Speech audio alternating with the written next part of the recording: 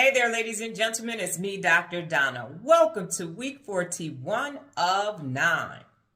Last week I read A Brief History of Time.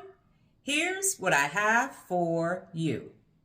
Ladies and gentlemen, I have to admit, I really don't follow physicists. I took chemistry and biology in school, and I have studied politics and human behavior. That has been my platform for most of my life. So when I got this book, I thought, well, let me just dabble into seeing what this is actually about. Other than the Big Bang Theory, I really didn't have any background in this area of expertise. So I read the book. It's very dense.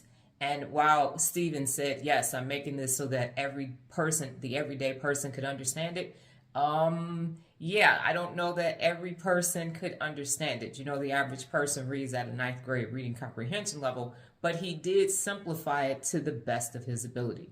The book tells us all about the study of physics and the universe, and why do we exist, and why does the universe exist, and all of the theories that have been developed over time. And as I was reading the book, I thought, how on earth am I going to apply this to real leadership? How am I going to review something that I'm a novice at? But as I continued to read the book and I continued to ask the universe and God, how could I do this? I got all the way to the end of the book, and there was the answer sitting right there. And before the video is over, I will put that last paragraph there for you to read and understand. So what did I take away from the book?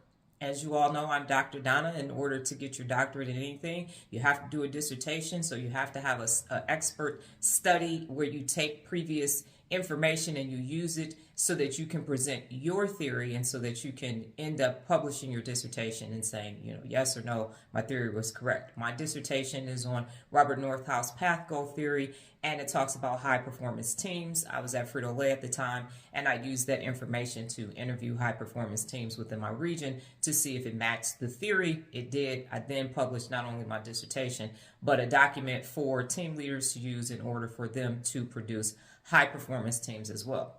Additionally, as I have continued to grow and develop, I've developed my own theory, which is the theory of the theory of personal accountability, which is from U to A to B, and it equals 45 degrees. So what that means is that you go from being unaccountable to accountable to best, and you're using a 45-degree angle, which I learned about when I was in basic training, to access your daily best so that you can continue to be your best throughout your life. When you hold yourself personally accountable for 365 consecutive days, it gives you the foundation for daily personal accountability, allowing you to have your best days, which leads to your best life. Now, why do I say that?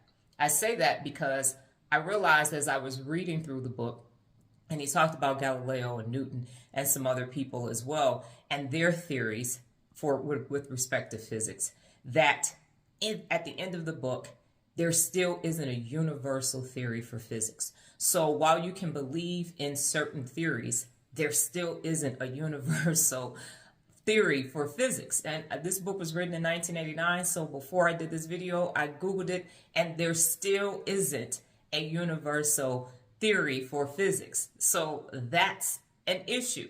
How can you talk about the universe and man and leave God out of it and just try to have this factually based things when the physicists can't agree upon a universal theory?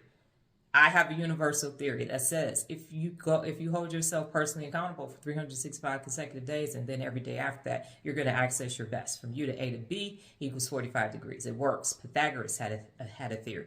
So that's the thing about this whole conundrum that we have, is why do we exist, and why does the universe exist, and why is there only this small group of people studying it and the rest of the world doesn't even have access to the information, and it keeps changing. And as soon as somebody gets close, then it's like, oh, but that can't work because if this has to, in order for this to work, then you need this theory to work, and then you need, and it's just, we've spent a lot of years, and there still isn't a universal principle, a universal theory for physics. So I think that is quite interesting that with all of this studying, there still isn't a universal theory of physics.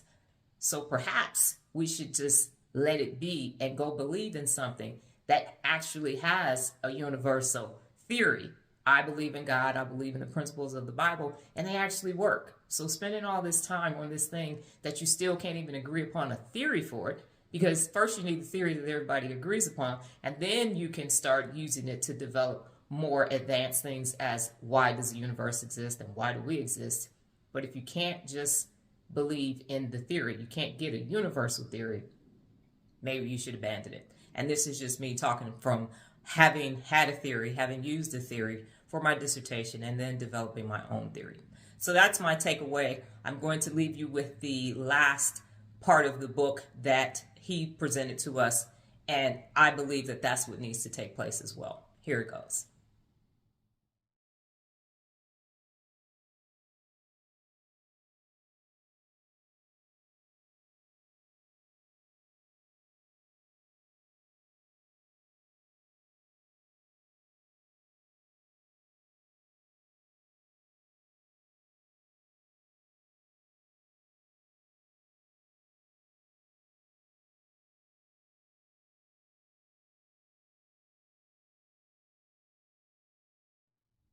Do I recommend the book?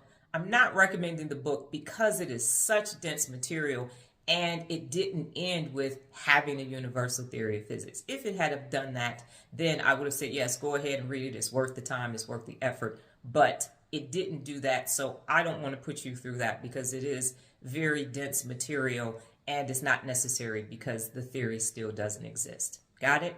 Good. Last week's new beginning, I had sinusitis, so I went to seek medical attention, and one of the things that I had to do was rinse with the neti pot.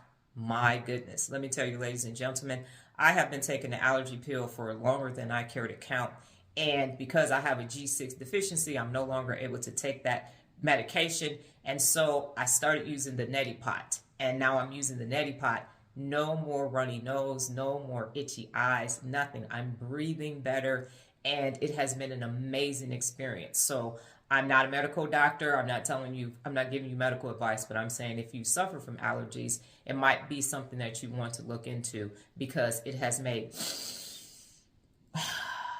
a world of difference in my life. This week's book, one of my favorite books of all time, The Art of War. Well, that's my time, ladies and gentlemen. But before I get out of here, just remember the power of 9. New beginnings expand your mind.